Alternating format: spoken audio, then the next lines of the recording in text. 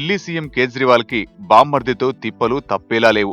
ఉద్యమకారుడిగా ఎంతో పేరు తెచ్చుకుని ఢిల్లీలో అధికారంలోకి వచ్చిన ఆప్ అధినేత కేజ్రీవాల్ పై అవినీతి మరక పడింది. ఇదంతా ఆయన బావమరిది చేసిన నిర్వాహకమే. ఢిల్లీలో రోడ్లు, మురుగు కాలువల కాంట్రాక్టులకు సంబంధించి అవకతవకలకు పాల్పడ్డారని తెలిసింది.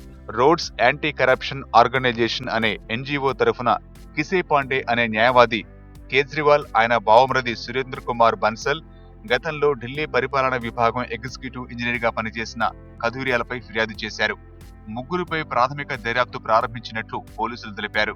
ఎఫ్ఐఆర్ మాత్రం నమోదు చేయలేదన్నారు పోలీసులు. రోడ్లు, కాలువల నిర్మాణానికి సంబంధించి ఎలాంటి సామాగ్రిని కొనకుండానే సురేంద్ర కుమార్ బన్సల్ పీడబ్ల్యూడీ విభాగానికి నకిలీ బిల్లులు, ఇన్వాయిస్లు ఇచ్చారని పాండే తన ఫిర్యాదులో పేర్కొన్నాడు. ఇంకా రకరకాల డమ్మీ కంపెనీల పేర్లతో పీడబ్ల్యూడీ అధికారులతో పరిచయాలు పెంచుకుని ప్రభుత్వ కాంట్రాక్టులు పొందారని పేర్కొన్నారు. బన్సల్ అవినీతి వల్ల ప్రభుత్వ ఖజానాకు 10 కోట్ల నష్టం వాటిల్లిందన్నారు.